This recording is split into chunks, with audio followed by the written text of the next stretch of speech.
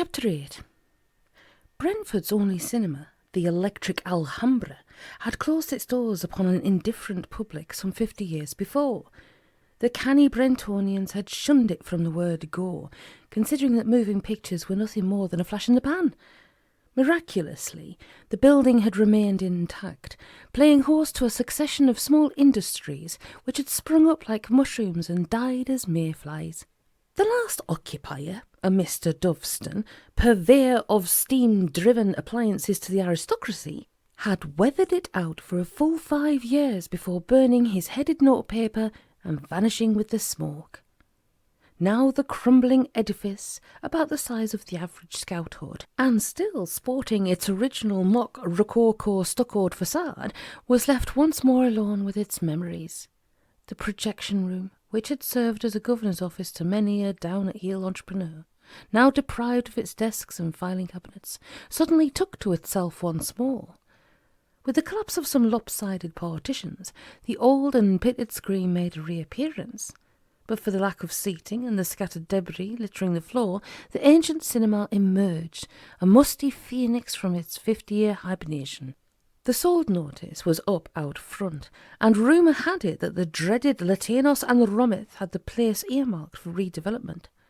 A light evening breeze rattled a corrugated iron shutter upon a glassless window, and something that looked very much like a giant feral tone stole across the floor. In the eaves a bat awoke and whistled something in an unknown dialect. A gaunt and fragile shadow fell across an expanse of littered linoleum, and a pale hand moved into a patch of light.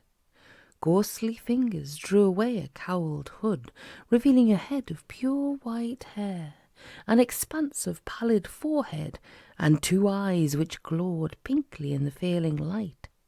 Surely we have seen this pale hand before, known the Jason's fleece of snowy hair, and marvelled at the flesh-coloured eyes. Can this be he who now dwells beneath, shunning the realm of sunlight and changing seasons? He who tills the subterranean waters in his search for Shambhala and its legendary dwellers in that world of forever night? Yes, there can be no doubt. The name of this seeker after the hidden truths below is well known to the folk of Brentford. Soap Distant, it is he. Soap spat his roll-up from between his teeth and ground it to oblivion beneath a boot heel. He scrutinised the luminous chronometer upon his wrist and said, 10:32. There'll be a while yet. He paced slowly to and fro, his shadow clattering soundlessly along the corrugated shutters to merge with the blackness as he moved beyond the range of the limited illumination. At length his chronometer chimed the 3/4 hour, and Soap ceased his pacing. From without came sounds of approaching feet, harsh footfalls echoing along the deserted street, accompanied by the sounds of foolish giggling and the occasional bout of coughing. "Drunk as ever," said Soap to himself, "but no matter." The inebriated couple, one with a fat eye and the other sleeveless, came to a halt outside the cinema, and Soap could make out snatches of conversation that penetrated the numerous cracks in the wall. "Who's on then?" asked a voice. "Where's my opener?" "William S. Hart," said another. "Open it with your teeth." "I never could abide that body's hat. I was always an Elmo Lincoln man myself. Down there goes a felon. You got my opener. I remember you borrowing it." "I gave it back. Stand aside, man. I need a quick jimmy." "Not in my doorway." Soap threw open the shattered glass door to admit a stumbling Jim Pooley, flies gaping. "By the grave," said that man. "By the roadside, not in my doorway." Omally squinted towards the dark void which had suddenly swallowed up his companion. "Soap," said he. "Soap Distant. I know that voice. Coming out of the night and pick your friend up." Omally bumbled in, and Soap slammed shut the door upon the Brentford night, and, as far as Don and Jim were concerned, life as they had once known it. "Where's the bug?" wailed Pooley, struggling to his feet. "Stick it out through a crack in the wall and be done." Pooley did so. "How would you two care to make 30 quid for a swift half-hour's work?" Soap asked when Jim had finished his mucturation. Omally was about to say, "Each," but after his experiences this day, he thought better of it. "I think that we'd both be very grateful," he said. "This has been a bad day for us both, financially." "If it is decorating," said Jim, squinting all around and about, "I do not feel that half an hour will be sufficient." "It's not decorating, it's a little matter. Below." "Below? Well now." Both Pooley and Omally had in chapters past had very bad experiences below. "Are you quite sure this is safe?" queried Omally. "As houses?" Pooley was more than doubtful. Sudden chill memories of former times spent beneath the surface of the globe flooded over him in an icy black tide. "You can have my half done," he said. "I think I'll get an early night in." "It will take the two of you, I'm afraid." Soap raised his palms in the gloom. "It is a simple matter. One man cannot move an object. 3 men can." "Things are really as simple as they first appear," said Pooley, with a wisdom older than his years. "Come below, then." With that, a thin line of one light appeared in the centre of the floor, growing to a pale square illuminating a flight of stairs. Soap led the way down. "Follow me," he said happily. Pooley sucked upon a knuckle and, like the now legendary musical turn, dilly-dallied on the way. Omally nudged him in the back. £30, he said. Soap's newly hired workforce followed him down the stairway, and above them the trapdoor slammed shut with what is referred to in condemned circles as a death cell finality. The stairway, as might be imagined, led ever down, its passageway hewn from the living rock. At length it unexpectedly debouched into a pleasant-looking sitting-room, furnished with a pale green Waterford settee and matching armchairs, and decorated with Laura Ashley wallpaper. "Nice, eh?" said Soap, as he divested himself of his ankle-length cloak to reveal a natty line in 3-piece tweedwear. "Very," said John, "and the Russell flints." He pointed to a brace of pictures which hung above the hearth. "No expense spared." "A gift from Professor Slocum," said Soap. Pooley, who had a definite sway on, sank into a comfortable armchair. "We've a couple of bottles of brown with us," said John, "if you have an opener."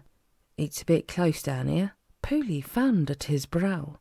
"It was a bit close down that hole today, wasn't it, Jim?" Soap popped the stoppers from the bottles and ignored Pooley's similarly popping eyes. "How did you know?" "There's not much that goes on beneath ground level that I don't know something of. Those swine from Latanos and Romith have been making my life a misery lately, sinking their damned foundations every which way about the parish." "Progress," said Pooley, in a doomed tone. "Some say," said Soap. "Listen now, let us dispense with brown ale. I have some home-brewed mushroom brandy, which I think you might find interesting." "That would be a challenge." "'Tis done then." Something over an hour later, 3 very drunken men were to be found some 3 miles beneath the surface of planet Earth, rowing in a leathern coracle over a stretch of ink-black subterranean water. "Where are we?" asked an Irish surface dweller. "Below the very heart of London." "I don't recognise it." The splish-splash of the oars echoed about the vast cavern, eventually losing itself in the endless silence of the pit. "How do you know which way we're going?" Soap pointed to his luminous watch. "Lodestone," he said informatively. "Oh, that lad." "There," said Soap suddenly. "Dead ahead. Land ho." Before them in the distance an island loomed, and as they drew nearer, the makings of a mausoleum wrought in marble, very much after the style of the Albert Memorial, made itself apparent. "What is it?" Omally asked. "King Arthur's tomb. Don't tell me." Soap tapped at his all but transparent nose. The coracle beached upon the shoreline, and Soap stepped out to secure it to a frescoed pillar. The 2 inebriate sub-earth travellers shrugged and followed the pale man as he strode forward. "It was never like this for Jerome K. Jerome," said Pooley.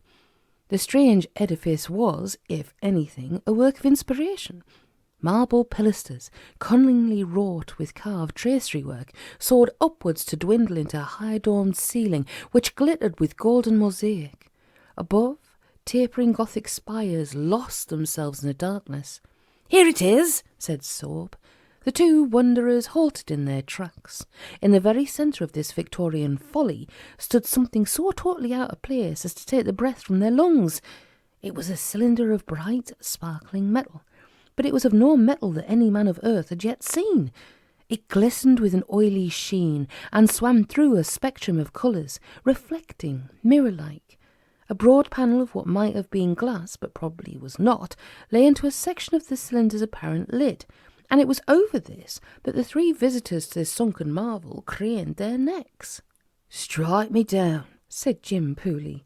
"By Michael and the other lads," said John Omally. "Good day," said Soap Distant. "But who is he?"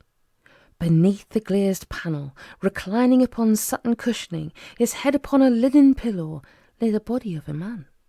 He was of indeterminate age, his hair jet black and combed away behind his ears. He had high cheekbones and a great hawk's beak of a nose. The face bore an indefinable grandeur, one of ancient aristocracy. From what was immediately visible, he appeared to be wearing a high wing-collared shirt, dark tie affixed with a crested stud, and a silken dressing-gown. "He seems almost, alive," said Omally. Soap pointed towards the gowned chest, and it could clearly be observed that it slowly rose and fell. "Indubitably," said he. "But this contained a jobby. Who built it and why?" "Best way to find out would be to lift the lid, wake the sleeper, and ask him." Pooley had more than a few doubts upon this score. "He looks pretty peaceful to me," he said. "Best leave him alone. No business of ours, this." "I think somehow that it is," said Soap, and his tone left little doubt that he did. "This thing doesn't belong," said Omally. "It's all wrong. Victoria Mausoleum all well and good, but this no product of our age even." "Herein lies the mystery," said Soap. "Give us a hand, then. 30 quid for a quick heave." Pooley shook his head so vigorously that it made him more dizzy than he already was. "I think not, Soap. We are tampering with something which is none of our business. Only so would come of it. Mark my words, he that diggeth a pit will fall." "I know all that," said Soap. "Kindly take hold of the top end. I had it giving a little." "Not me," said Jim, folding his arms. "Why, Jim, do you know the way back?" said John. "That way." Pooley pointed variously about. "I see. And do you think that Soap will guide us if we do not assist him?" "Well, Top end," said Soap. "I had it giving a little." The three men applied themselves to the lid of the glistening cylinder, and amidst much grunting, puffing, and cursing, there was a sharp click, a sudden rushing of air, and a metallic clang as the object of their efforts tumbled aside to fall upon the marble flooring of the outre construction. 3 faces appeared once more over the rim of the metal sarcophagus. The gaunt man lay corpse-like, but for his gently heaving chest. His face was placid and without expression. Then suddenly the eyelids snapped wide, the lips opened to draw in a great gulp of air, and the chest rose higher than before. A cry arose from his mouth, and 3 faces ducked away to reappear as a trinity of chads, noses crooked above the coffin's edge. The occupant stretched up his arms and yawned loudly. His eyes flickered wildly about. He snatched at the coffin's side and drew himself up.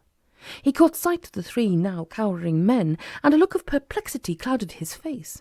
"What year is this?" he demanded. Omally volunteered the information. "Too early. You've broken the seal." "Told you," said Jim. "Leave well enough alone," I said. "But does anybody ever listen to me? Do they?" "Shut up," said Soap, "and kindly give me a hand." With the aid of Omally, he helped the bemused-looking man in the dressing-gown up from the steely cylinder and into the upright position. "Are you feeling yourself now?" The tall man, as now he revealed himself to be, did not reply, but simply stood stretching his limbs and shaking his head. "Come quickly now," said Soap. "We must take him at once to Professor Slocum." The journey back was, to say the very least, uneventful. The gaunt man in the dressing-gown sat staring into space, while Omally, under Soap's direction, applied himself to the oars. Pooley, who had by now given up the ghost, slept soundly. His dreams were full of 6-horse accumulators coming up at stupendous odds and rocketing him into the super-duper tax bracket. Of a sudden, these dreams dissolved as Omally dug him firmly in the ribs and said, "We're going up." They made a strange procession through Brentford's nighttime streets. The pale ghost of a man, now once more clad in a cloak and hood, leading a striking figure in a silk dressing-gown, and followed by 2 stumbling drunken bums. Vile Tony Watkins, who ran the nocturnal street-cleaning truck, watched them pass, and a few swear words of his own invention slipped from between his dumb lips. As the 4 men entered the sweeping tree-lined drive which swept into the Butts' estate, one lone light glowed in the distance, shining from Professor Slocum's ever-open French windows. The odd party finally paused before the Professor's garden door, and Omally pressed his hand to the bolt. Through the open windows, all could view the venerable scholar as he bent low over the manuscripts and priceless books. As they drew nearer, he set his quill pen aside and turned to greet them. "So," said he, rising with difficulty from his leather chair, "visitors at such a late hour, and to what do I owe the pleasure?" "Sorry to interrupt your work," said Omally, who was now at the vanguard, "but we have, well, how shall I put it?" The tall man in the dressing-gown thrust his way past Omally and stood framed in the doorway. A broad smile suddenly broke out upon his bleak countenance. "Professor," said he, "we meet again." "My word," said the other, "this is a most pleasant, if unexpected, surprise." The tall man stepped forward and wrung the ancient's hand between his own. "You mean you know who he is?" asked Omally incredulously. Pooley was supporting himself upon the door-frame. "Have you not been formally introduced?" inquired the Professor. Omally shook his head. "Then allow me to do the honours. Soap Distant, John Omally, Jim Pooley.